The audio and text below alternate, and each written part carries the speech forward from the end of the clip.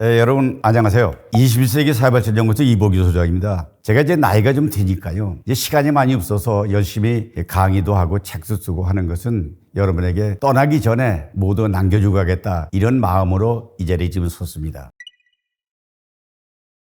요새 120세 인생이라잖아요. 그래서 요즘은 60대도 어린이 취급을 받나 질문하는 사람이 있어요. 왜냐하면 44년 전에 노인을 65세로 정해놓은 것을 아직도 그대로 하고 있습니다. 지금은 60세 된 노인이 점점 늘어나가지고 결국 뭐냐, 회갑잔치, 수순잔치, 팔순잔치가 사라졌습니다. 문화가 바뀐 거죠. 최근에 제가 문상을 몇 군데 다녀왔는데 한 집에 갔더니 99세예요. 또 한 집에 갔더니 98세예요. 그러니까 100세 시대가 실감나는 겁니다. 왜냐하면 요새 평균 수명이 남녀 합해서 83세입니다. 고령화 사회를 넘어가지고 지금은 고령 사회입니다. 100명 중에 14명이 노인입니다. 그런데 이것이 초고령 사회가 되면은 2025년, 2년 후에는 20%, 즉 말하자면 5명 가운데 한 사람이 노인입니다. 이것이 35년 돼 가면 이제 30%가 된다는 전망입니다. 노인들이 아들, 딸 키워서 할 일 내주고 장가 들고 공부시키느라고 빈턴 털이된 노인들이 많습니다. 다 떨어지게 했거든요. 근데 죽어야 되는데 안 죽으니까 빈익빈 부익부가 나오고 자본주의 시장경에 올리는 결국 뭐냐, 활기차게 사는 사람들은 돈이 많이 생기지만 그렇지 못하면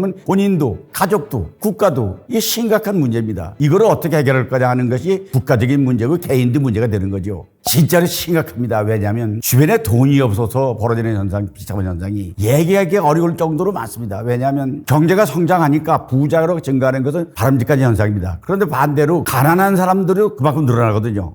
가난은 왜냐? 대물림이 되는 경우가 많습니다. 그걸 꺼내야 되는데 요즘에 노숙자들이 생각보다 많습니다. 무료급식소를 하고 있거든요. 이 사회봉사단체에서 무료급식소를 운영하는데요. 이게 정부에서 하는 거 아닙니다. 가면 장사전을 이룹니다. 밥 한 끼 얻어먹으려고. 또 이제 구청이나 동단위도 다 어려운 사람들을 싼 값에 보급하기 위해서 급식소를 운영합니다. 2천원에서부터 4천원 정도 그 범위에서 하는데 가보면 언제나 10,000원입니다. 쪽박 숙소에 사는 사람들, 신용불량자들, 코로나로 해서 부채가 일어나니까 생각 어려운 사람들이 생각보다 많습니다. 그러니까 이것을 국가가 과제를 안고 해결해야 된다. 이런 문제로 대두되니까 국가에서는요, 기초생활수급자라고 해가지고 국가가 책임질 사람이 너무 늘어나는 것입니다. 나이 들어서 가장 후회하는 일은 나 같은 경우에도 돈 벌 기회를 놓친 것이 많습니다. 살아온 긴 동안 경험이 없기 때문에 후회하는 경우가 많습니다. 그때 그럴 걸 하는 거잖아요. 그러니까 젊은 시절에 돈에 대한 욕심이 없던 것도 하나의 돈 벌기를 잃는 것입니다. 이러면 부동산 투기하라. 부동산 뭐예요? 나 땅이 살 때 그걸 사놨으면 작더라도 지금 값이 올라가잖아요. 근데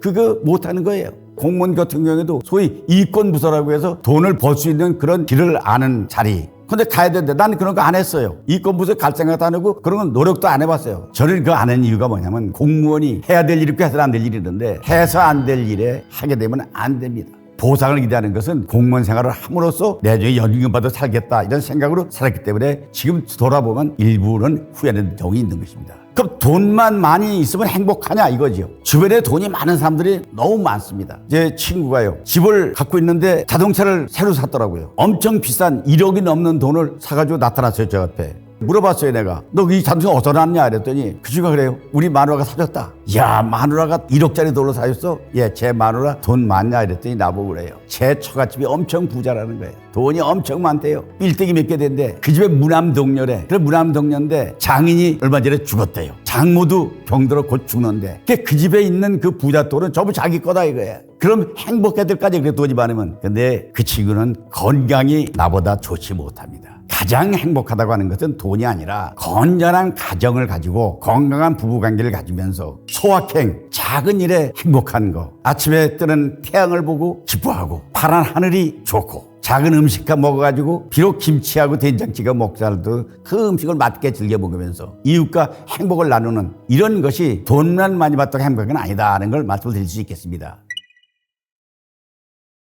준비되지 않은 노후는 불행이 다가오잖아요. 준비를 위해서 갖춰야 할 것이 있습니다. 이전 첫째는 누구나가 건강을 위한 준비를 해야 됩니다. 그러기 위해서는 모든 병의 예방, 건강을 유지하기 위한 운동, 유사제에 대한 보험, 이건 기본입니다. 두 번째요. 경제력을 확보하기 위한 노력이 되는데 이것은 취업과 창업이든 간에 이것은 필수입니다. 이걸 피하면 좋은 생활을 할 수가 없죠. 그 다음에 이제 진짜 행복하려면 적당한 취미 생활이 필요한 것입니다. 여러 가지 예를 들면 뭐 음악을 좋아한다거나 등산한다거나 뭐 글씨를 쓴다거나 아니면 무슨 테니스를 한다거나 어떤 여러 가지 취미 생활을 하는 거 좋고 그보다 더한 것은 항상 꿈을 꾸는 미래에 대비하는 거죠. 사람이요. 내일에 대한 희망이 없다면 이거는 참 불행이죠. 유교사변 때 종군 기자의 글을 한번 보니까 어느 병사가 포위당해가지고 쩔쩔매겼을 때 너 희망이 뭐냐 그랬더니 나는 내일이 희망입니다. 그래서 난 그걸 보면서 희망을 보내지 않는 것 이거 중요한 것이고 두 번째는 미련을 갖지 않기 위해서 준비할 것이 있습니다. 그건 뭐냐면 사람과 사람은 인격에 따라서 품격을 높이고 노후 준비를 위한 저축을 계속하는 삶 이것이 중요하고 끝까지 버틸 수 있는 경제활동을 해야 되고 그다음에 나이가 들면 입장이 변하는 생활 리듬이라든가 또는 건강 치료라든가 가정의 역할이라든가 경제 감각 이것을 결국 활동을 하면서 변화에 대비해야 될 것이고 그다음에 산모작 비활동기가 닥치면 나는 누구하고 살 것인가 사후에는 나는 무엇을 남겨갈 것인가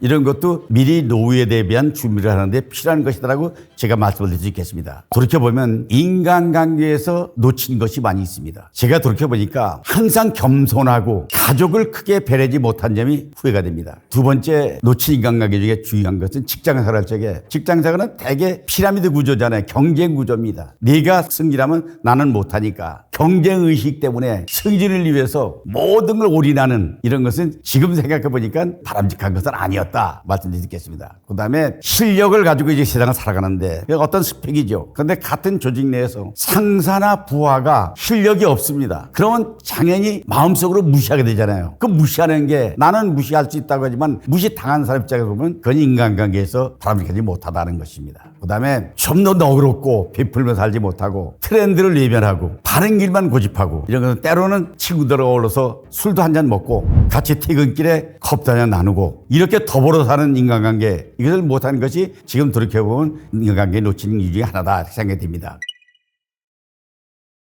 주식과 부동산이 노후 준비에 도움이 되는가? 그 도움이 되죠. 근데 젊은 시절에는 도전과 모험이 가능합니다. 노년이 되어서는 권장하고 싶지 않습니다. 왜 그러냐 하면 주식은요. 내가 체험에 의하면 저도 옛날에 주식을 조금 해봤습니다. 그러고 났더니 그 주식이 계속 상승하는 거예요. 아 이게 대박이잖아요. 그래서 다른 게 이것저것 해서 전부 건설회사 주식으로 몰빵을 했습니다. 근데 그 건설회사가 망하고 나니까 주식은 몽땅 원금은커녕 종이 조각으로 변했기 때문에 증권회사에 전화했어요. 내 거 어떻게 해야 되느냐 그랬더니 증권회사 직원이 와서 가져가시죠. 망한 회사 주식을 가져가 뭐하게 이랬더니 100년 후에쯤 되면 자녀들이 이거 나중에 골동품처럼 팔아먹을 수 있지 않겠습니까? 우스갯소리죠. 근데 또 주식은요. 주변에 보면 주식 전문가가 너무 많습니다. 제가 주식하면 사기를 당했습니다. 잘 아는 분인데 아주 차도 좋은 차 타고 다니고 옷도 잘 입고 멋쟁입니다. 근데 본인이 주식에 귀재래요. 만나면 자기한테 돈을 맡기면 자기가 따블로 만들어주겠다 이게요. 그러면서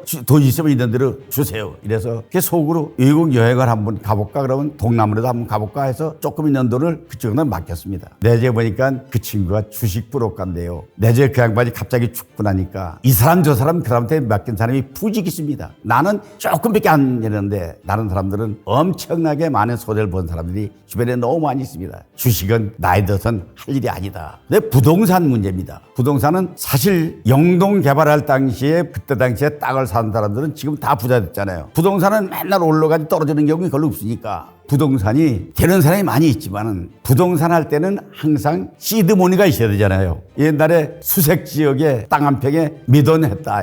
그때 얼마 샀다. 이거 자랑하는 사람이 있습니다. 근데 그때 나는 그 땅 살 돈이 없습니다. 지금도 어디가 뭐 올라간다. 거기 지하철역이 생기면 올라가니까 거기 동안 살아. 근데 돈이 있습니까? 먹고 사는 데 급급해가지고 돈이 어찌 있습니까? 그러니까 결국 부동산. 그래서 요새 계획부동산이라고 해서 소위 어디 뭐 개발된다니까 올라간다고 해서 뭐 전화 와가지고 그거 사는 사람이 있습니다. 나 아는 사람 하나는요. 샀는데 가보니까 그 맹지입니다. 맹지는 뭐냐면 도로가 없는 땅입니다. 그리고 그 땅이 뭐냐면 절대 농지 아니면 또는 녹지 지역이라 개발이 불가능한 겁니다. 황금이 불가능한 이런 부동산은 나이 들어선 하지 않는 게 좋겠다는 것입니다.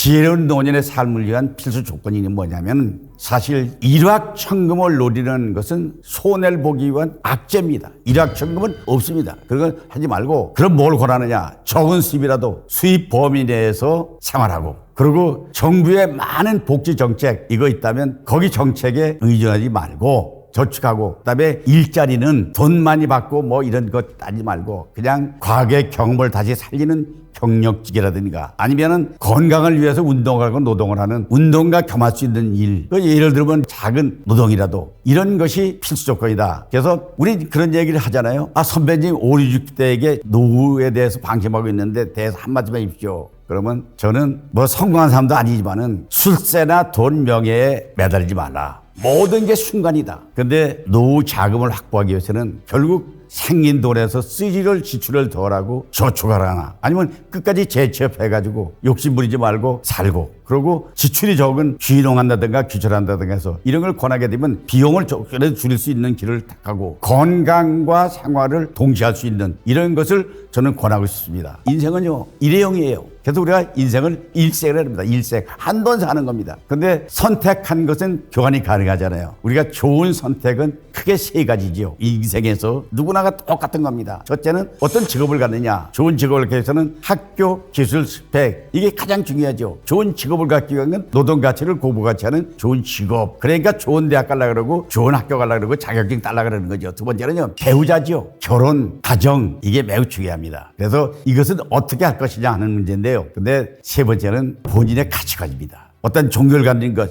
신념, 사상. 어느 사람은 교회에 가서 하나님을 믿고 할렐루야 하고 지내고 어느 분은 절에 가서 부처님을 믿고 나무 관세음보살하고 이런 것은 본인이 선택하는 거죠. 누구한테 강요할 일 아니잖아요. 그런데 이거의 선택은 가능한데 선택할 수 없는 것, 이 가치를 논하는 것은 가치를 인식하는 게 중요하잖아요. 장gut 한 송이를 가지고 있다고 칩시다. 한 송이에 5,000원이라면 5,000원의 가치를 갖고 있는 게 아니라 이걸 사다가 사랑하는 아내에게 여보 당신 사랑해 꽃보다 예쁜 당신 사랑해 하고 아내에게 소개시켜줄 때 그때 5,000원의 장미꽃의 가치는 얼마가 될까요? 이게 가치입니다. 진주 목걸이가 보석이잖아요. 여인의 목에 걸렸을 때는 목걸이지만 돼지든지만 아무 가치가 없는 거죠. 그래서 이런 가치를 하는데 선택할 수 없는 것에 집중하지 말라는 겁니다. 출생연도, 나이, 내 부모, 출생지, 피부색 이게 자기하고는 아무 관계없고 선택할 수 없는 거 아니지 않습니까? 근데 왜 가난한 집에 태어났느냐고 한탄합니까? 본인이 선택했습니까? 나는 왜 볼품없이 생겼느냐? 누가 택했습니까? 아니잖아요. 시간이 가면 시간이 점점 가치가 올라가는 게 명품입니다. 이게 명품, 가방, 명품, 시계 이래잖아요. 그런데 인생도 명품 인생이 있습니다. 명품은 뭔 시간이 가도 가치가 올라갑니다. 명품 인생도요. 나이가 들수록 더 쓰임을 받고 존경받고 모든 사람에게 존경을 받는 어른으로 존경받는 이러한 삶 이게 지혜로운 노년의 삶의 필수 조건이라는 걸 말씀드리겠습니다. 이렇게 심각해진 원인이 뭘까요? 왜 가난한 사람이 많으냐? 이건 저도 한마디로 말할 수 없습니다. 그러나 문제는 저소득층이 증가하는 것이 심각한 문제인데 이유를 대면 제 생각입니다. 당사자가 자활의 의지가 없습니다. 일자리 창출이 미흡하다고 경제성장 그려지는 곳에 안주하고 있습니다. 자신이 노동가치 능력에 따르지 못하고 소위 3D 업종, 어려운 일, 힘든 일, 위험한 일, 더러운 일, 생산직, 건설직, 환경직 안 해요. 남이 넥타이 매고 서비스하는 이런 직종은 임금이 싸도 하는데 진짜로 땀 흘리고 일하는 기름 묻히고 기름 옷 입고 작업복 입고 하는 걸 안 하려고 그래요. 이것이 문제고 정부의 시책이 미흡하다고 비판하는 사람들이 많습니다. 옛말에도 이런 말 있잖아요. 가난은 나라도 임금도 구제 못한다. 그런데 저는 양질의 노인의 일자리는 부족하다는 건 저도 공감합니다. 왜냐하면 정부 책임론을 얘기하는 것입니다. 지금 요즘에 우리 기업이 국내에다 공장을 세우는 게 아니고 값싼 노동력 차에서 한동안 중국으로 쭉 공장이 몰려갔습니다. 이 중국 가서도 이제 실패한 사람이 많으니까 또 베트남으로 옮겨갔습니다. 요즘은 베트남보도 이제 끝났다랍니다. 그래서 인도네시아가 이제 희망의 땅이다 그래서 공장이 인도네시아로 막 가기는데 이런 것이 우리나라의 공장을 외국으로 가지 않고 국내에 세워가지고 노동력 그다음에 인력을 확보하는 그런 정책이 필요하기 때문에 실업자가 없도록 최소 노동력이 있어야 되는데 이게 없으니까 결국 일은 못하고 공짜로 살려고 하니까 포퓰리즘 문제가 발생하는 것이고 근로의지가 부족하고 땀 흘리지 않으려고 들고 끌고 정부의 현금을 살피해서 문우동에도 정부를 지원하고 이런 악순환이 가게 되면 지금 영세민들 얘기할 때 이런 얘기를 많이 합니다. 낚시법을 가르쳐야 된다. 고기를 한 마리 잡아서 배급해 주게 되면 한 끼는 배불리 먹지만은 낚시하는 법을 가르치면 일생 동안 고기를 낚아 먹을 수 있는 것이다. 그러니까 직업학교를 많이 만들어가지고 일자리 만들어주고 제조업에도 상당한 임금을 줘가지고 그들이 함께 일할 수 있는 사회를 만들고 생산적인 것으로 방향을 전환하는 이런 정부 시책은 필요하다고 믿기 때문에 저는 이것을 주장하는 것입니다. 그리고 지금 문제가 뭐냐면요. 지분이 있습니다. 지분이 있는데 수입이 없습니다. 그럼 어떻게 되느냐. 그 재산세 낼 세금 걱정이에요. 돈이 수입이 없다면 의료보험금, 전기료, 수도료, 기본 생활계급 있지 않습니까? 집만 있으면 뭐합니까? 그 집을 팔게 되는 거죠. 그럼 집을 파는 순간에 새로운 영세민이 노인이 생기는 거죠. 그러니까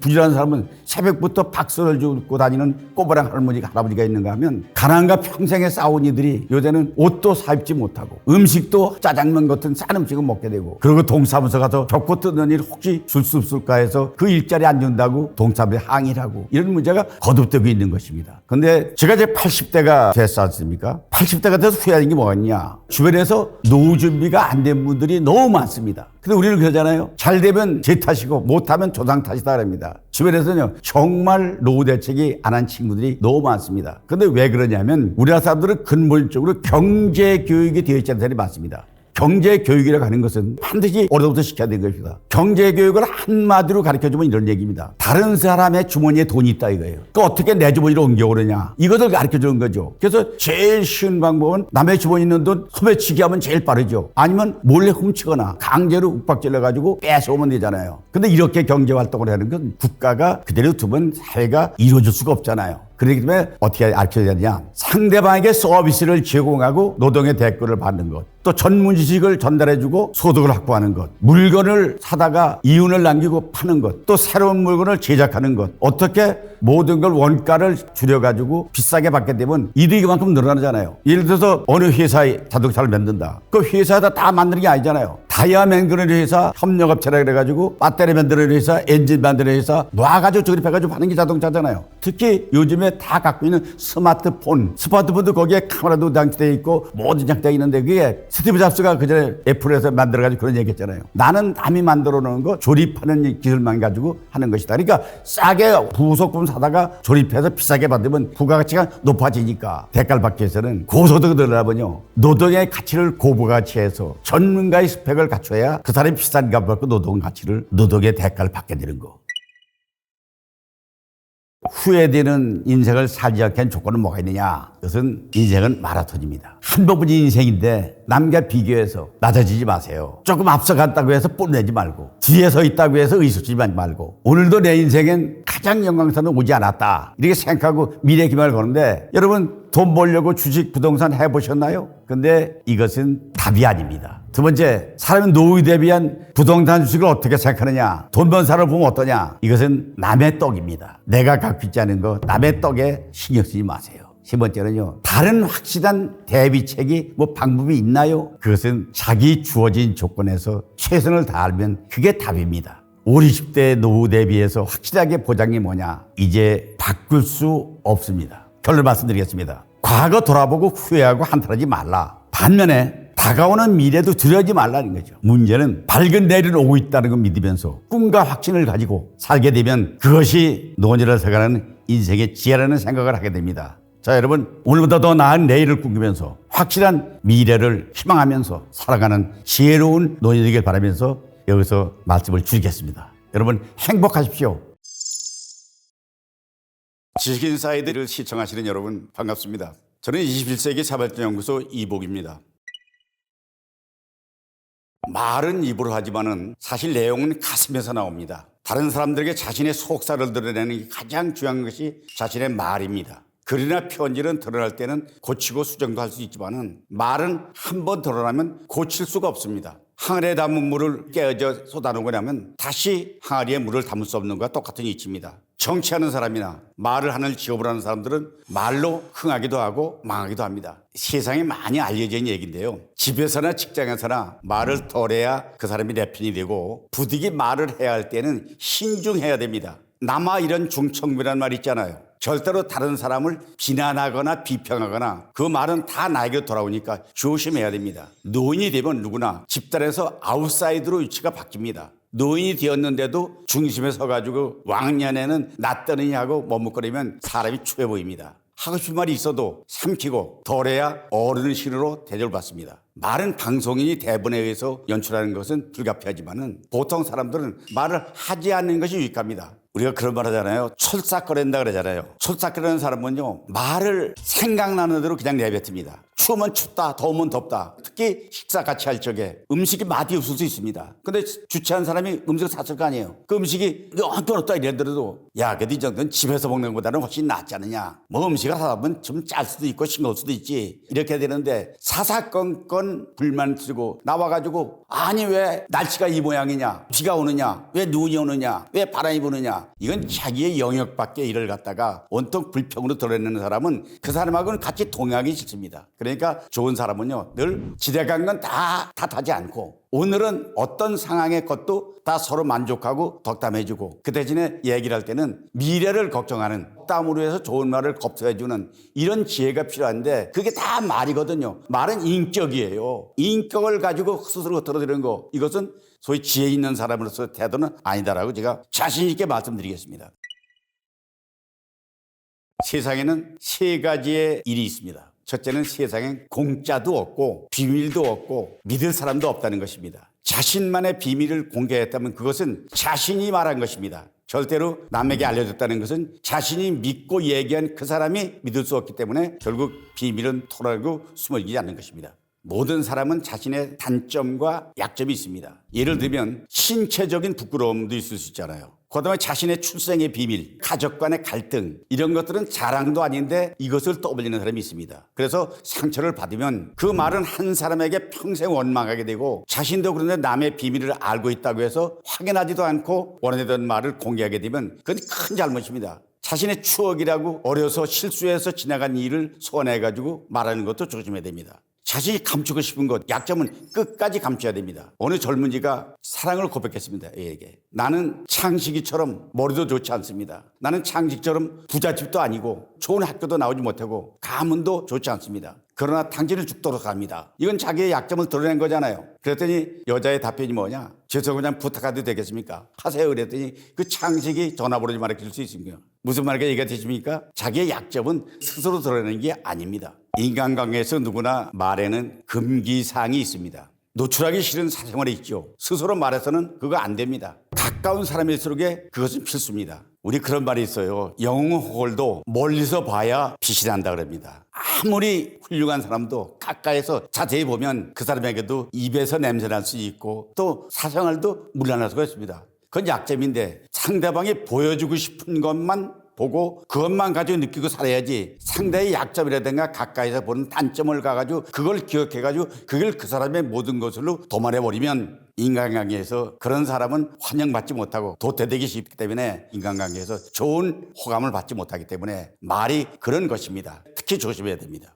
호주에 가면요, 원주민이 나무로 깎아서 공격하는 멀리 보내게 되는 나무 깎기가 있습니다. 그 기구에는 부메랑이 있어가지고 자신에게 돌아옵니다. 그러니까 던지면 날아갔다가 다시 나에게로 오는 것을 우리 부메랑이라고 합니다. 아무리 가까운 사람이라도 다른 사람 이야기를 할 때 누구나 단점도 있고 장점도 있습니다. 그런데 바르게 말한다고 해서 그 사람의 잘못을 지적하면 그 일을 당한 사람에게 전달되게 되고 그 단점이 팩트라고 해도 다른 사람이 들으면 이미 인간관계는 호감이 사라집니다. 그러니까 거짓말이라도 칭찬을 해주면 그 말로 인해서 피해를 보지 않고 덕담으로 인간의 좋은 관계를 유지하는 평판이 좋은 사람이 되는 것입니다. 그러니까 나에게 남의 비평하거나 비판하는 기능은 정치하는 대변인이나 전유물이고 나는 절대로 따라하면 안 됩니다. 칭찬은 고래를 춤추게 한다는 책이 잘 팔린 적이 있습니다. 욕보다는 칭찬을 해주는 것이 자기 자신의 관리에도 좋고 훌륭한 사람으로서의 기본이 되는 것입니다.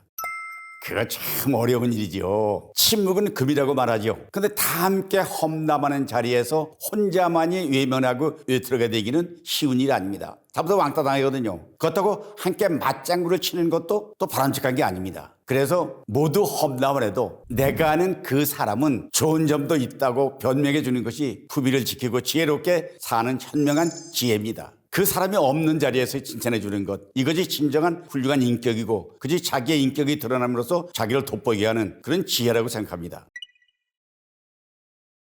상대가 누구라도 인간관계가 아무리 친해도 쓴소리를 하면 듣기 싫어합니다. 특히 부부지간에 말로써 버릇을 수 있다는 생각을 하고 말하고 고치려고 들면 반감이 생기고 갈등이 커집니다. 잘못은 지적해 달라고 요구해도 피하는 것이 좋습니다. 우리 강사 양성 과정에서 강의를 듣고 나서 코치해 주는 시간이 있습니다. 그때 코치하는 사람은 강의의 자잘못을 저기 봐가지고 이건 잘못됐다 이건 잘못됐다 하려면 받는 사람은 그럼 당신은 얼마나 잘하느냐 화를 내고 뛰쳐나가는 경우도 있습니다. 스스로 자각하도록 해야지 그걸 꼬집어 지적해가지고 조언하는 건 좋은 일이 아닙니다. 속담에 그런 말 있잖아요. 똥 묻은 개가 겨 묻은 개 나무를 한다는 말이 생각납니다. 절대로 남의 잘못을 비판하는 것은 옳은 자세가 아니다는 것을 말씀드리겠습니다. 내가 행사장에 가서 다른 사람의 강의를 들었습니다. 그런데 내가 보니까 아무런 도움이 되질 않아요. 그래서 그 주최하는 속에서 나한테 묻더라고요. 오늘 초청 강사의 얘기가 어떻습니까? 묻걸래. 내가 느낀 그대로 솔직하게 오늘 초청 강사에겐 배울 점이 없었다. 그게 무슨 강의냐? 그 도움이 되지 않는다. 얘기를 했습니다. 그랬더니 그 사람이 얼굴 표정이 싹 바뀌더라고요. 그다음부터 그 사람하고는 인간관계가 X가 되고 말았습니다. 왜냐하면 잘못하고 사실인데 사실을 사실하지 않고 오늘 초청 강사가 참 좋았습니다. 그리고 선생님 강의는 진짜 최고였습니다. 이렇게 했다면 지금도 좋은 관계는 유지되고 있을 텐데 그 말 한마디 실수한 것이 팩트라도 칭찬 외에는 안 하는 게 좋고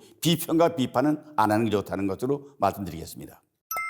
누구나 사람은 자신이 숨기고 싶은 약점이 있습니다. 허물이 있다면 남의 허물이라도 감싸주고 덮어줘야지 까발리면 안 됩니다. 칭찬과 격려를 해줘야 됩니다. 격려는 잘못했을 때 칭찬해주는 격려입니다. 그러니까 힘이 드는 말을 골라 해야지. 특히 남편과 아내의 부부 사이에도 남편이 밖에서 힘들어서 왔을 적에 당신 힘들면 회사를 그만둬 내가 돈 벌게 이렇게 격려해주는 말. 그다음에 아내가 몸이 아파 밥을 못해서도 나 밖에서 밥 먹고 들어왔으니까 신경 쓰지 마라. 이렇게 골라주는 것. 이것이 바로 격려가 되는 말입니다. 가까운 사람일수록 지켜야 될 예절이 있습니다. 사실 부부지간도 살아오는 판입니다. 조심조심 해야 원만한 부부관계를 유지할 수가 있습니다. 잘못을 지적해주는 일은 어리석은 짓입니다. 부부가 같이 함께 골프를 치다가 아내가 골프를 잘못 쳤다고 남편이 지적해주면 결국 그 자리에서 부부싸움이 되고 부부가 골프를 같이 안 치고 이혼 소송까지 갔다는 얘기도 있습니다. 왜냐하면 싸우는 부부는 내가 저 부부를 고쳐주겠다고 해서 고쳐주는 경우는 하나도 없습니다. 그러니까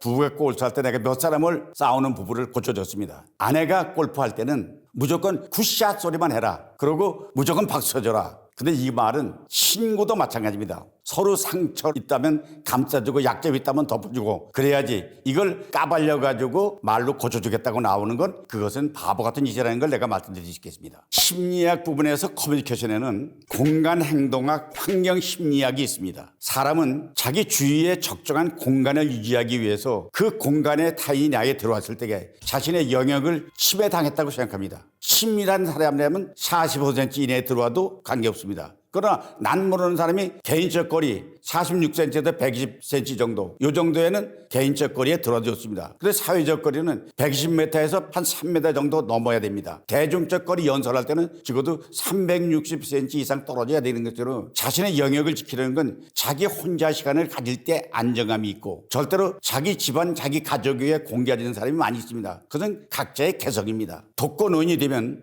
혼자 편하고 습관화되면 남과 어울리는 술친구 취미와 같은 사람, 이성 친구 없어도 즐거움을 가질 수 있습니다. 그것은 훈련을 통한 습관이 매우 중요합니다.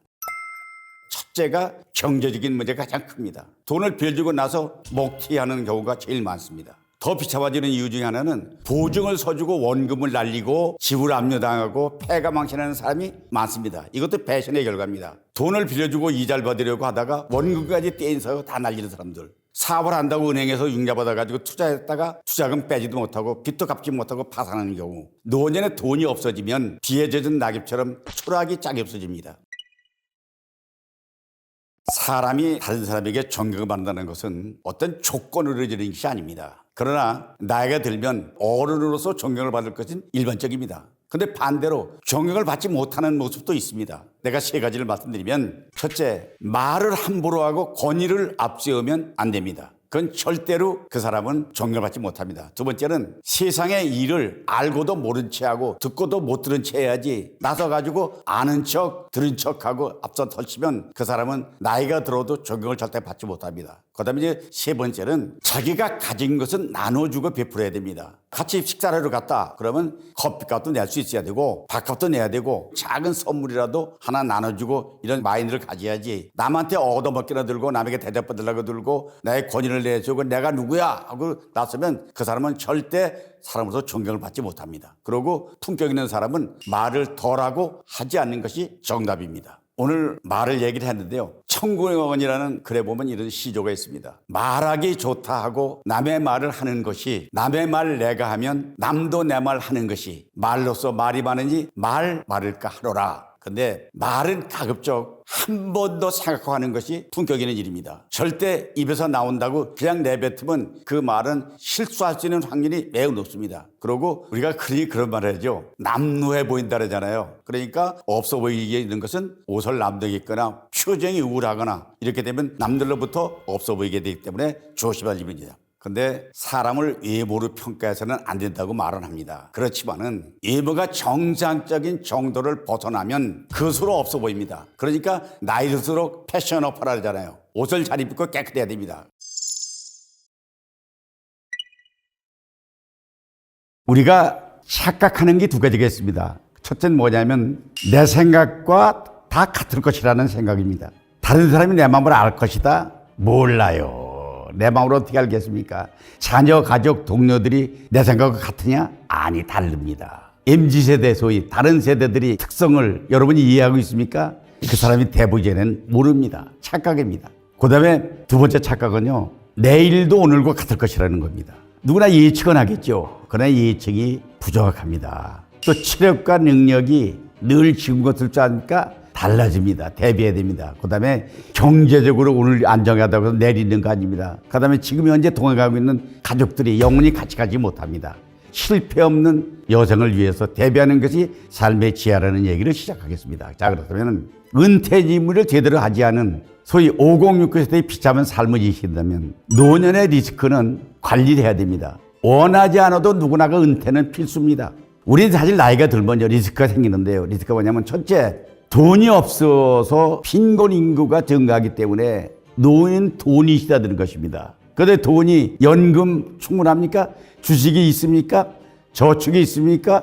부동산이 있습니까? 노인이 돈이 있어야 되는데 이게 리스크죠. 두 번째는요. 오래 살기를 원합니다. 장수입니다. 근데 장수가요. 오래 살면서 건강이 나쁘면요. 가난하고 병이 있고 소외되고 오독하면 나이만 못하면 뭐합니까? 이게 오히려 비극이죠. 리스크죠. 세 번째는요. 시간 리스크입니다. 사실 이어 자원의 낭비가요. 차별 대우가 전부 다릅니다. 왜냐하면 품이라든가 하고 싶은 일을 해야 될 일이 많이 있는데 그 시간이 각각 다르기 때문에 어느 사람은 시간이 너무 많아 걱정이래요. 왜 시간이 안 가느냐. 어느 사람은 바빠 죽겠대요. 바빠서 죽겠대요. 근데 이게 뭐냐. 그렇다고 해서 원하지도 않는 나이 먹는 걸 갖다가 외롭고 이렇게 있다고 해서 자살을 하면 그게 돌파가 되겠습니까? 노년이 되면요. 가독조차 등 돌리는 삶의 특징이 있습니다. 그건 뭐냐면 특히 남자들에게 얘기가 되겠습니다만은 권위적인 태도가 문제입니다. 권위적인 사람은요. 가정에서 남아있을 때 구성원들에게 어르신으로 남아야지 꼰대로 늙은이로 남아서 안 되잖아요. 그게 예를 들면 이런 겁니다. 외나무 다리에서 70 먹은 노인과 17살 먹은 처녀가 외나무다리에 만났다고 싶다. 누가 뒤로 바꿔야 될 거 아니에요. 외국에는 그렇게 가위바위보를 한다 그러더라고요. 근데 노인이 일갈하죠. 야, 너 어른이 가면 길을 비껴야지. 왜 내가 비껴요? 너네 인마 삼강으로도 몰라? 알아요. 삼강이 뭔데? 압록강, 두만강, 한강 아닙니까? 야, 인마 그런 게 아니고 삼강 우리는 뭐냐면 장 위에서 어른이 인마 서열이 있는 거야. 그러니까 여자가 17살 먹은 처녀가 할아버지 이거 모르세요? 뭐예요? 레디 퍼스트. 서양과 동양의 문화가 엉끌려서 지금은 어떠한 권위만 가지고 세상을 지배하는 사람이 지났다. 이것이 가족이 돈 돌리는 모임이 하나고요. 두 번째는요. 가족 구성원들에게 원활하게 소통하는 방법인데요. 요새 시대가요. 아버지가 체벌을 통해서 폭력을 가사하게 되면 민주국가에서 이것은 용납되지 않습니다. 그다음에 옛날 부부지간에요. 뭐 설거지는 여자가 하고 밥은 여자가 하고 이런 거 없습니다. 지금 왜 그러냐면 설거지 어느 사람이 부부싸움을 해서 이혼까지 갔어요. 이유가 뭐냐? 말 한마디 때문입니다. 뭐라 그러느냐? 아니 남편이 TV 보다 말고 여보 당신 TV 봐. 내가 설거지 해줄게. 이러고 일어나서 설거지로 가니까 아내가 여보 당신 말 조심해. 왜? 내가 설거지 할 게지 왜 해줄 게야. 설거지 하라는 게 여자가 하라는 법이 있어? 내가 할 게지 왜 해줄 거야. 내가 해주는 거지. 내가 언제 설거지 했어? 이래가지고 그게 싸움이 붙어가지고 결국 이혼까지 갔다는 이런 우스갯소리입니다. 무리한 경제 투자, 가족 전체가 폭망하는 결과가 옵니다. 왜냐하면 투자는 젊어서는 실패해도 재결만한 시간 여유가 있습니다. 그런데 노년이 되면 실패하면 이제 탄력성이 부족하기 때문에 모험은 하지 않는 것이 중요합니다. 부동산 담보로 특히 융자 받아가지고 회사에 투자해서 이자 논리하려고 하는 것. 그 다음에 돈 띄게 되면 화병으로 술 먹고 인생을 망치고 가정에도 불행 가져오는 게 이런 가정이 너무도 많습니다. 그러니까 무리한 경제 투자는 금물이다 말씀을 드리겠습니다. 그 다음에 그 가족에게 환영받는 사람은 못 가요. 어떻게 환영받을까요? 내가 생각해는요. 은퇴하고도 일을 해야 됩니다. 은퇴했다면 가족들은 외국 여행 한번 가길 바랍니다. 그 자동차도 전 새 차 좋은 걸로 사길 원합니다. 그리고 주말 되고 되면 외식들 하길 바랍니다. 이거 하지 않으면요. 가족들이 환영하지 않아요. 일하지 않는 이에게 벌어지는 일은 뭐가 있느냐면 물이 흐르지 않으면 썩게 되잖아요. 나이가 들어서도 활동하지 않으면요. 병이 아니면 빨리 늙게 되는 거죠. 그런데 더 중요한 것은 나이가 들어도 재직했어도요. 주간 활동 계획을 세워가지고 월요일 날은 내 등산하는 날, 화요일 날은 동차가 있는 날, 수요일 날은 뭐 친구 만나는 날 이래가지고 가족끼리도 서로 상대방의 일정을 알아가지고 자기 시간을 갖게 해야지. 하루 3끼 집에서 밥 해주길 바라면서 소위 삼식이라는 이름을 들으면 이건 가족의 환영을 받지 못합니다. 그래서 경제활동 해야 되고 취미활동 해야 되고 사회봉사활동을 해야 됩니다. 사교활동으로 특히 SNS를 통해서 페이스북도 하고 유튜브를 하지 않더라도 보기도 하고 이메일도 주고받으면서 세상과 트렌드에 맞춰 살아야지. 그래야 가족이 환영하지. 온 거 집으로 요즘도 폴더 가지고 카톡도 안 하는 사람이 있습니다. 이런 것은 세상 돌아가는데 가족들에게 꼰대 소리를 듣고 환영받지 못하는 거기 때문에 그걸 피하는 것입니다. 노후 대비를 자식들이 해줄 거다. 근데 그 시대 끝났어요. 자식도 남이에요. 세상에 그런 게 어디 있습니까? 옛날에 농경사회에 있을 때는요. 농토가 재산이잖아요. 아버지 죽으면 농토는 맏아들이 가집니다. 그러니까 아들 낳기를 바라는 거예요. 맏아들이 가져가는 거다. 그리고 맏아들은 죽을 때까지 보호하는 겁니다. 그런데 요새는요. 자식도 남이고 농토를 상속받는 것도 이제 전부 똑같이 나눠 갖게 되고 시집가 딸에게 주잖아요.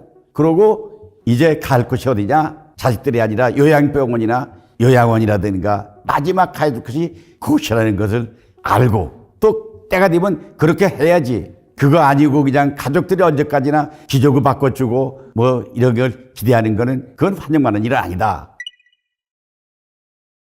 스스로 노후자금을 관리해야 된다 하는 것은 자금 리스크 관리는요. 제일 중요한 게 개인연금 같은 게 있으면 참 좋죠. 그런데 연금도 필요하면 좋고 요새는 또 주택정리라든가 또는 부동산을 한다거나 하는 자금을 자기가 관리해서 안정된 경제생활을 할 수 있게 만드는 게 그게 노후자금 관리의 기본이고 그다음 시간 리스크를 관리하기 위해서는 적어도 친구 5명 정도는 밤 2시에 전화 걸어도 짜증내지 않는 친구 있느냐? 왜 전화했느냐고 화내지 않고 2시에 전화 걸어도 무슨 일이냐? 그러고 10,000원 가지고 하루를 보내는데 즐겁게 보낼 수 있는 친구 있느냐? 그러면서 품위유지하고 하고 싶은 일하고 해야 될 일하고 이렇게 생각하는 것이 그게 노후의 자금관리에도 원인이고 소위 돈이 많이 없더라도 즐겁게 살 수 있는 이런 것들이 노후관리에 중요한 것이라는 걸 말씀드리면서 자 선택할 수 있는 것에 집중하라 하는 건 이겁니다. 모든 일에 감사하는 건 내가 선택할 수 있습니다. 저는 아버지가 돌아가셨습니다. 그래서 장례를 모시고 나서 아버지 쓰던 방을 내가 정리를 했습니다. 통장 하나 나왔더라고요. 근데 통장 잔고가 제로예요. 아, 참 이럴 수 있나. 그 아버지 영정사진에 놓고 내가 울부짖었습니다. 아버지 나 중학교도 안 보냈잖아. 아버지 고등학교도 안 보냈잖아. 내가 신분배달 하면서 야간 고등학교 다니니까 아버지 알잖아. 자가 갈 때 전세방도 안 얻어줬잖아. 그러면 4년 동안 아버지 내가 기저귀 바꿔주면서 모셨으면 저 돌아가시기라면 뭔가 좀 있어야 될 거 아니야. 이러는데 그게 내가 실수한 겁니다. 아버지한테 못 받은 걸 가지고 하나는 돈입니다. 돈 못 받았다고 아버지한테 원망했어. 근데 모든 것은 아버지로부터 받은 겁니다. 내 목소리가 여러분 괜찮습니까? 아버지 목소리입니다. 지금 내가 정신 아직도 80 넘었지만은 아직도 기억력 좋게 치매 걸리지 않고 할 수 있는 게 누구냐? 그 DNA는 아버지가 준 것입니다. 세상 돌아보면요, 감사할 일이 많습니다. 이것은 자기가 선택하는 것입니다. 감사하자. 두 번째는 주어진 역할을 잘하자는 것입니다. 우리가 인기 있는 영화 배우, 연예인들 보면요, 역할을 잘해요. 아주 능청맞게. 특히 최보람 선생 같은 분은요, 연기를 그렇게 잘해요. 수사반장 할 때 형사야. 전원일기 할 때 보면 우리 시골 아버지야. 그리고 요새 한국의 밥상 맛있게 먹고 다녀요. 근데 모든 사람이 다 자기 배역이 있습니다. 근데 배역은 드라마나 영화나 연극이나 뮤지컬은 다 작가의 대본에 의해서 그걸 이어서 하는 것입니다. 근데 각자의 대본은 써주는 사람이 없어요. 내 대본은 내가 써서 역할을 아버지는 아버지 역할 잘하는 게, 엄마는 엄마 역할 잘하고, 오빠는 오빠 역할 잘하고, 직장 상사는 상사 역할 잘하고, 이 주어진 역할을 잘하는 것이 자기가 선택할 것입니다. 각자 보물이 있습니다. 국가에는 국보가 있습니다. 가정에는 가보가 있습니다. 그 가장 보물을 지켜야지. 그 보물을 지키지 못하면 망치 한 방이면 도자기도 깨지잖아요. 훌륭한 탑도 한순간에 무너뜨리잖아요. 30년 동안 쌓아온 자기의 명예를 한순간에 잊어버리는 이런 우를 범하지 않고 선택할 수 있는 건 집중해서 선택하라는 것입니다.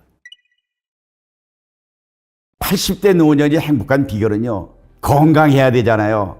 건강해야 돈도 지키고 명예도 지키고 건강 모두 지킬 수 있는데, 건강 잃으면 다 잃는다 그러잖아요. 그래서 우리가 건강은 중요한 거기 때문에 건강 위해서는 예방관리가 치료보다 낫다. 운동하고 좋은 음식 골라 먹고 영양 보충하고 하는 것. 그 다음에 보험 같은 거 가입해서 생명보험, 암보험, 자동차보험. 제가 심근경색으로 병원에 입원했다가 퇴원할 때 보니까 입원비가 만만치 않더라고요. 걱정을 했습니다.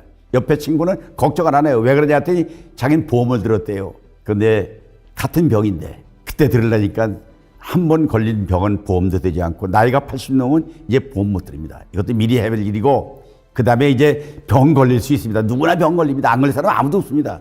일반 병원에 가든 한의원에 가든 대처에 가든 간에 적극적으로 치료를 하는 것, 병원을 치료하는 것을 게으르지 말고. 그래서 항상 명심할 일은 돈 버느라고 건강에 치는 건 바보 같은 짓입니다. 건강 찾으려고 돈 써도 못 얻으니까 건강을 지키는 일이 중요하다. 그 다음에 이제 선택할 수 있는 게 뭐냐면 행복의 비밀입니다. 이건 뭐냐면 남이 기쁠 때 기뻐하는 것. 이게 비밀입니다. 세상에 내가 기쁜 일 없다고 해서 가만히 있으니까 남이 기쁠 때 기뻐하면 너무 좋잖아요. 나는 그저께 TV에서 보니까 트로트 경연대회 하더라고요. 내가 그 응원하는 친구가 있었습니다. 그 시간에 이제 우승을 하더라고요. 그날 내가 그냥 그렇게 기쁠 수가 없어요. 아니 그 친구 우승하고 나하고 무슨 상관이냐. 왜? 야구도요, 내가 응원하는 팀이 이기려면 그렇게 기분이 좋아요.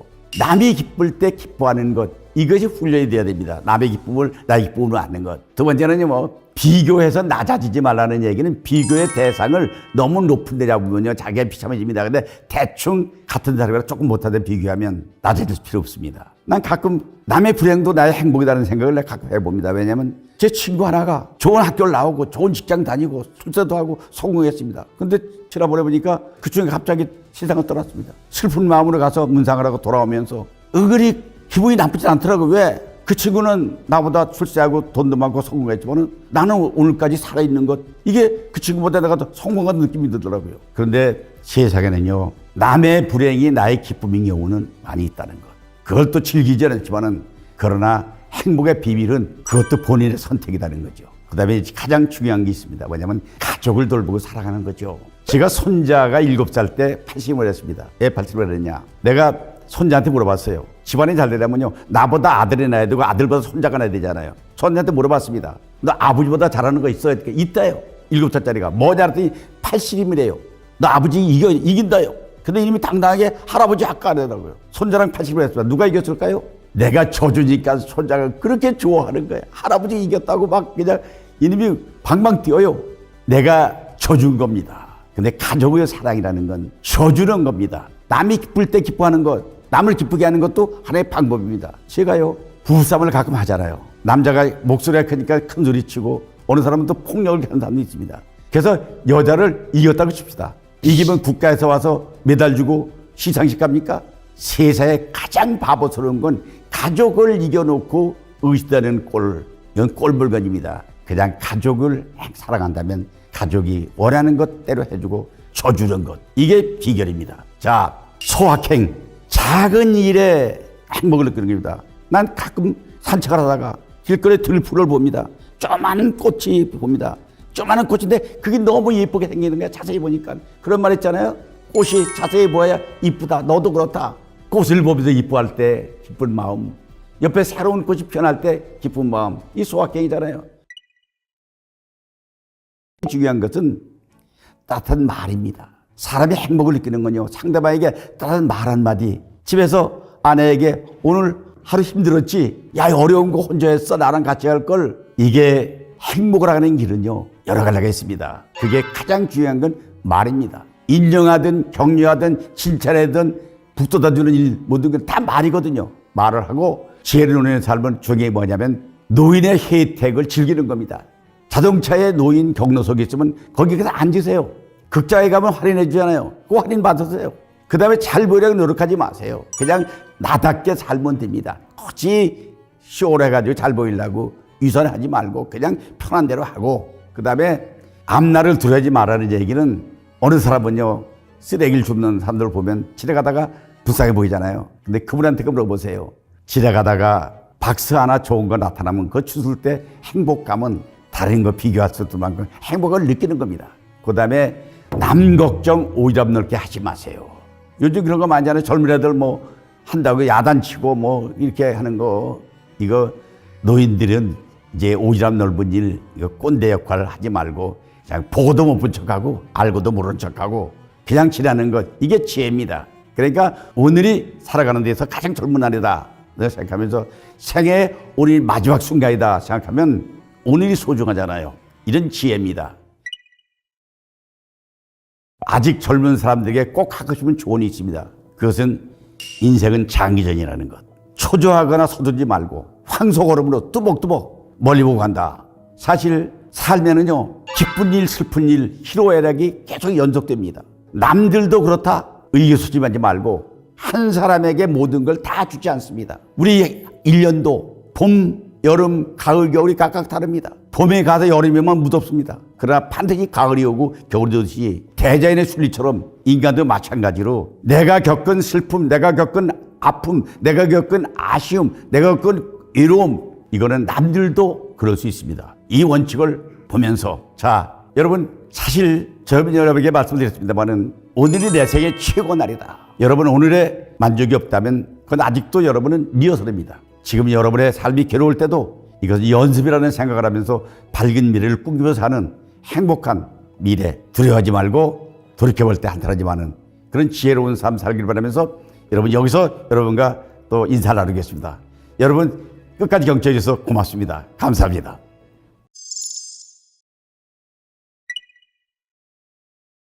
나이 들수록 친구하고 멀어지는 이유는 젊어서는 친구가 가족보다 소중하고 친구들과 교감이 필수이고 경제활동을 하려면 정보도 필요하고 또 공유하는 부분도 있고 또 외톨이로 왕따 당하는 게 제일 두렵기 때문에 젊어서는 친구와 더불어 살아야 되는 것이 바로 이유입니다. 그러나 군생활, 직장생활 모든 사람이 생활전선에서 만나게 되면 새로운 사람들과 교류하게 되니까 우선순위가 옛날 친구들은 자연히 멀어질 수밖에 없는 것이죠. 어렸을 때는요 순수하게 이해관계가 없는 정으로 나누는 우정을 나누고 삽니다. 나이가 들면요 사회생활에서 비즈니스나 업무의 협업관계로 가치가 등으로 서로 변합니다. 경쟁체제로 진입하게 되면 우정, 그리움 같은 문제는 심각한 일이 아니고 없어져도 관심 밖으로 일어나게 되는 것입니다. 당장 경제활동을 대상으로 하니까 그 소리하면 손해가 발생하지만 이 친구는 이해관계가 없습니다. 시간이 지나면 이 친구와의 정을 나눌 기회도 적어지고 새로운 사람들과 교류하게 되기 때문에 새로운 도전을 요구하기 때문에 과거에 친한 친구는 멀어질 수밖에 없는 거죠. 더구나 이제 각각 내가 가정이 생기고 가정의 경제적 그 에너지가 생기면 직장일과 가족일에게만 몰입하게 되니까 우선순위가 얘 친구들은 전부 모를 수밖에 없는 관계로 변해가는 것입니다. 그러니까 오래된 친구가 소중하지 않아서가 아니라 시간의 제약을 받으니까 늘 살아갈수록 앞에 닥쳐오는 새로운 바람, 새로운 친구, 새로운 사람들과 사귀기 때문에 이 친구는 자연히 멀어지는 것이죠. 그게 관심이 없어서가 아니죠.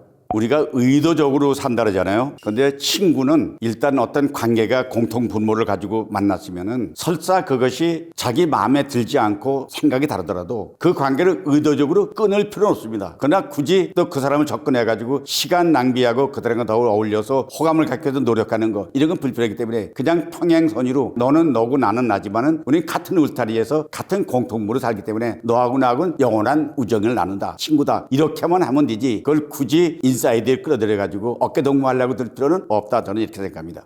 나이 들수록 성숙해지면은 먹고 사는 경제 문제, 건강 문제, 그런 인간관계가 큰 과제입니다. 친구는요, 살아가는데 필요한 수단가치지 그 친구 자체가 목표는 아닙니다. 삶에서 명분과 비타민 같은 존재로 친구는 존재하는 수단가치일 뿐이기 때문에 자연히 일상생활에서 친구는 후순위로 밀려나게 됩니다. 젊어서는 가족보다 친구가 더 좋잖아요. 신혼여행 가가지고 친구들하고 같이 술 먹고 밤새워도 하는 이런 얘기 많이 보잖아요. 근데 경우에 따라서는 형제보다도 친구가 더 우선순위가 됩니다. 그러나 나이가 갈수록 가정을 우선시해야 되고 직장을 우선시해야 되고 생사 문제를 다루고 있는 경제 문제로 따게 되면 자연히 친구와의 평범한 우정관계 이런 것은 자연히 모를 수밖에 없죠. 그것뿐입니다. 모든 것이 균형 감각이 있어야지 친구에게만 몰입하고 가정을 소홀히 하면 가족에게 외면을 받습니다. 그런데 친구 사회도 가정에만 열심히 하면 우리 옛날 같으면 밥 먹다가 집에 전화 걸면 사람들이 욕했습니다. 야 끊어 뭐 이러는데 근데 사람은 균형 감각이 있어가지고 가정과 직장과 친구와 취미와 생활에 좋은 밸런스를 유지해가는 것 이것이 현대인의 살아가는 데 가장 제이기 때문에 이것을 얼마나 잘 리드하고 균형 맞춰가느냐에 따라서 그 사람의 인생의 실패나 성공에 판가름이기 때문에 균형 감각을 가지라고 저는 권하고 싶습니다. 우리 친구 가운데는 술 친구라고 있습니다. 술을 좋아하는 사람은요 밤새워 술을 먹기도 하고 또 친구와 더불어서 도박에 빠져가지고 밤새워 도박하는 사람도 있고 친구라면 밤중이라도 뛰어나가서 집안일 정쳐놓고 하는 사람도 있습니다. 근데 이것은 친구보다 가정이 우시돼야 된다는 생각입니다. 가정을 소홀히 하고 친구에게 몰입한다? 그거는 균형 감각을 잃은 사람이기 때문에 친구를 포기해도 안 되지만 가정을 포기도 안 된다. 근데 둘 중에 하나를 포기하려면 친구를 포기하고 가정으로 돌아오는 것이 맞습니다.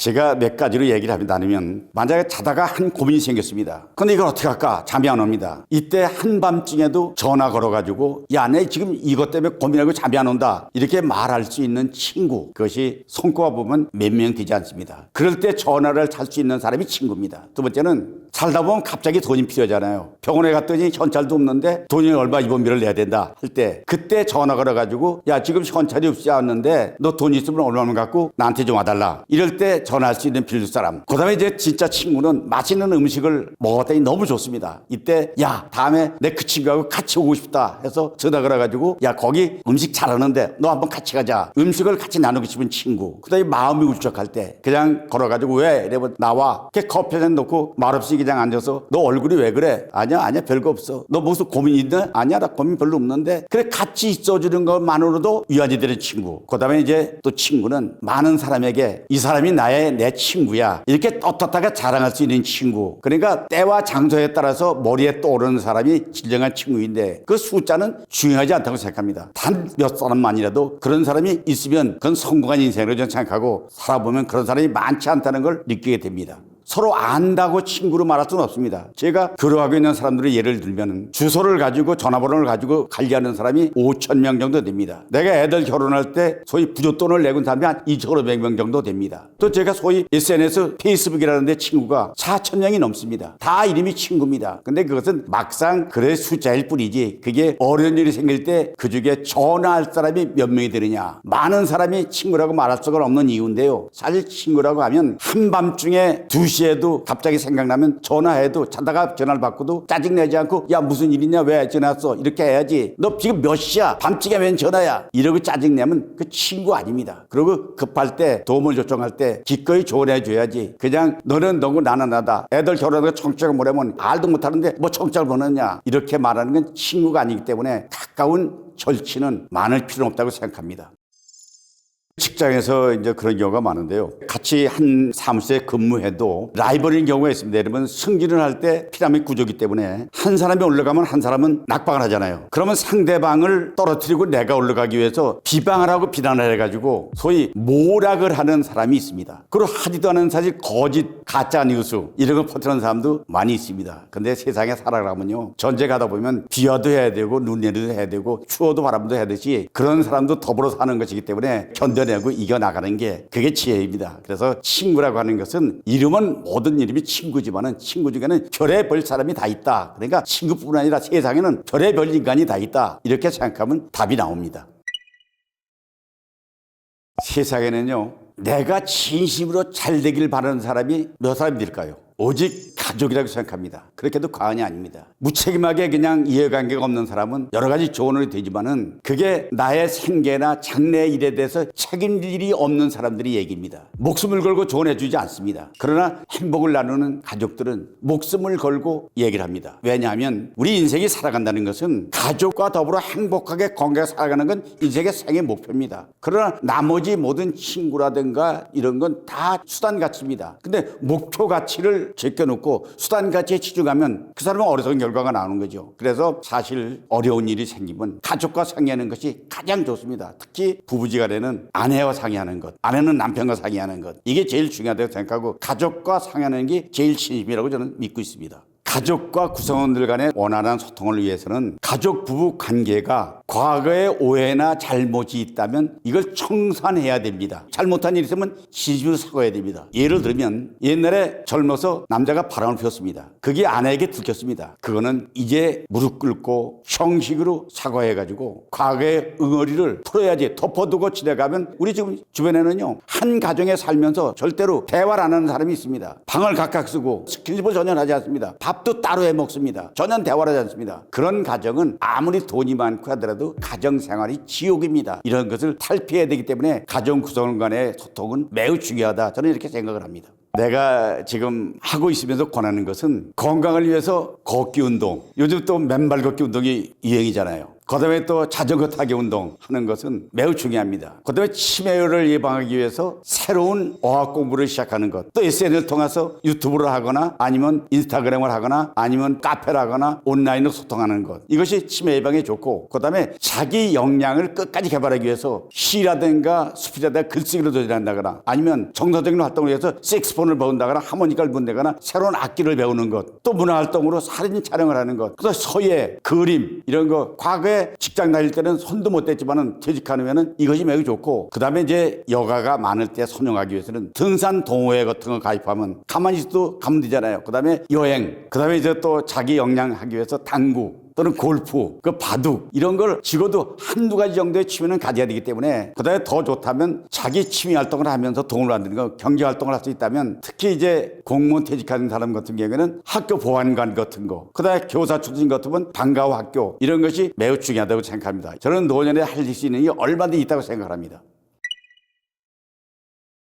살다 보니 나이가 들면요 혼자서도 잘 사는 방법을 강구해야 됩니다. 고독을 즐길 수 있어야 됩니다. 혼자 있는 것이 좋은 순간을 만들려면요 남에게 의존도가 낮고 혼자 몰입하는 일을 가지고 있어야 됩니다. 전제 조건은요 그것은 경제적으로 어느 정도 안정되어야 합니다. 노년에 돈이 없으면 슬픈 일이죠. 비참한 일입니다. 근데 돈이 있거나 없거나 퇴직 후에도 일을 해야 한다는 마인드가 중요합니다. 돈이 안만 많아도 이제 나는 그만 쉬어야 되겠다 이렇게 말하는 사람은 이제 나는 죽을 날을 기다리겠다는 뜻으로 받아들이기 때문에 일을 끝까지 돈이 있건 없건 해야 된다는 생각을 갖는 거, 이것이 나머지 여생을 즐기는 가운데 가장 기본이라고 저는 생각합니다. 노년에 이미 주식이나 부동산을 가지고 있다면 그 사람들은 별개 문제입니다. 그러나 노년에 경제활동을 하지 않고 수익을 창출하려면 주식과 부동산이 상징이잖아요. 그러나 노년에 제가 말씀드리고 있는 것은 새로 주식을 하거나 부동산을 해서는 안 된다고 말합니다. 성공하는 본인이 없습니다. 돈이 있다면 있는 범위 내에서 지키는 것이 집중해야 되고, 절대로 정기적인 연금 수입이 있다면 그걸 챙겨야 되고, 없다면 그렇게 만들어야 되고, 또 그렇지 못하다면 생활 수입 범위 내에서 생활하는 게 훈련돼 가지고 살아야지. 사실 돈이 있다면 일반 시중은행에다가 정기예금을 하면 정기예금 이자율이 물가 상승률보다 떨어집니다. 요즘엔 조금 올랐습니다만 한동안 정기예금이 1%일 때가 있습니다. 그리고 1억을 넣어놓으면 수입이 100만 원입니다. 그것도 세금 띄면 100만 원도 안 되잖아요. 그런데 이자가 늘어나는데 물가 상승률이 늘어나면 결국 1억을 넣어놓고 1년이 지나서 물가 상승률이 5% 됐다면 1억짜리는 9,500만 원이 되는 것이고 또 5% 지난다면 1년 후에는 9천만 원이 되는 거죠. 그러니까 돈이 있다면 이자율이 높은 제2금융권을 찾는다거나 이럴 때면 뭐 마을금고라든가 뭐 이런 데 높은 이자율을 찾아야 되고 그다음에 이자율이 높은 채권을 확보한다거나 아니면 주식을 만약 해야 될 일이 있다면 배당금이 빵빵한 주식을 통해 가지고 따박따박 배당금만 받는 거지 널뛰게 하는 이런 주식은 해가지고 현금을 자체를 가지 못하는 게 많기 때문에 노후자금 관리는 어려운 일이지만은 저는 새로운 투자는 하지 않고 다만 높은 이자율을 찾아서 투자하는 것이 맞다고 생각합니다.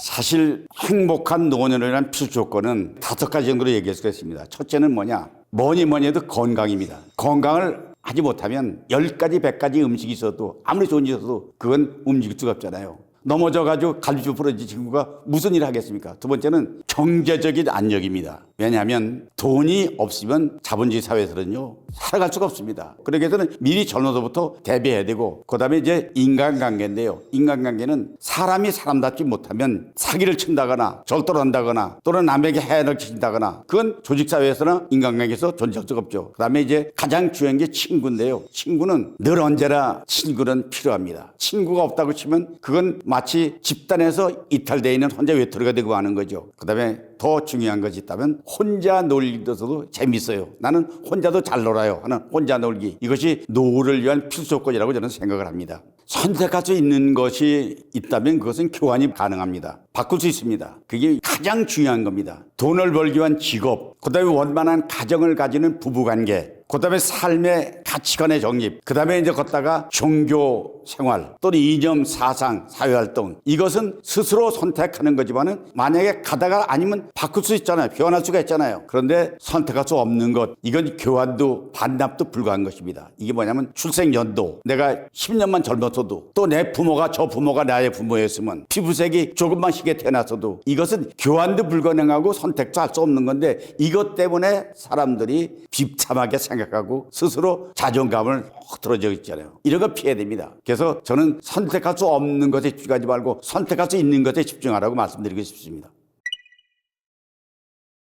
저는 내 좌우명이 3가지가 있습니다. 그냥 첫째가 주어진 조건에서 최선을 다하라는 것입니다. 대충 하고 되면 되고 말면 말고 이런 생활하는 사람 많이 있습니다. 여기서 강의를 하더라도 사전에 충분한 준비를 하고 최선을 다하고 그렇게 결과를 바라는 거. 두 번째는 싸움을 다른 사람보다 자기 자신과의 싸움을 해야 됩니다. 그게 뭐냐면 내가 말하는 것은 극기입니다. 스스로 다른 사람과의 싸움을 이기는 것보다는 나와의 싸움을 이기는 극기 정신. 그다음에 세 번째 중요한 게 사회적 동물이기 때문에 더불어 사는 세상이잖아요. 그렇기 때문에 남들과 화합하는 게 이게 제일이다. 그러니까 나는 나의 좌우명을 최선을 다한다, 극기한다, 그 다음에 화합한다. 이것이 내가 주장하는 인간관계의 기본이라고 생각하고 이건 나의 좌우명으로 생각하고 있습니다. 지금까지 여러분이 삶에 있어서 착각을 한 게 있다면 내 5가지 대안을 얘기할 텐데 혹시 참고를 했으면 좋겠습니다. 우리가 상식적인 얘기로 지금 2025년 20%가 65세 이상이 됩니다. 처음에는 5%밖에 되지 않은 노인이 이게 왜 그러냐면 출산율이 낮아 그렇거든요. 노인이 많아지는 건 당연하지만 출산율이 많아지면 노인의 비율도 작아지니까 출산율을 높이는 것을 정부에서 주변에서 제중해서 여러분의 손자 아들이 있다면 출산율을 제고하는 것을 높여야 되고 두 번째는 우리가 사회가 서구화됐습니다. 소위 샌드위치 세대라고 그러고요. 우리가 부모를 효도했습니다. 우리는. 그런데 자식들은 효도하지 않습니다. 그러니까 중간에 꼈다 그래서 우리는 지금 샌드위치 세대라고 그러는데 이 사상이 서구화되기 때문에 그렇습니다. 그러니까 따라서 노인들도 자립정신을 확립할 필요가 있다. 그 다음에 이제 세 번째 나는 노후 준비가 이렇게 중요한지를 몰랐다 이랍니다. 만약 알았다면 이제부터라도 남은 여생을 위해서 어떻게 하면 나의 노후를 정신을 차리고 갈 수 있는가 정신을 좀 바짝 차려. 그 다음에 세상에 그러잖아요. 믿을 사람이 없답니다. 세상엔 비밀도 없답니다. 세상에는요 안 내는 것도 없다 그래요.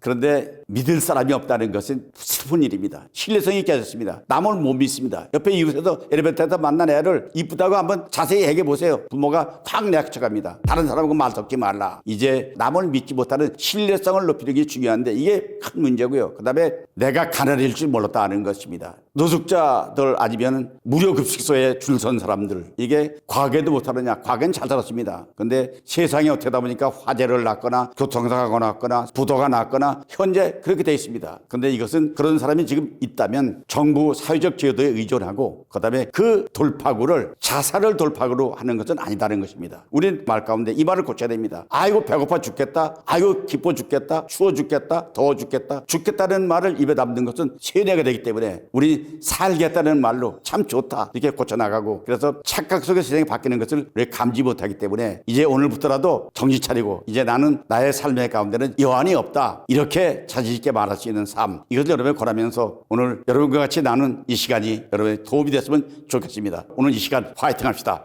화이팅 화이팅 화이팅.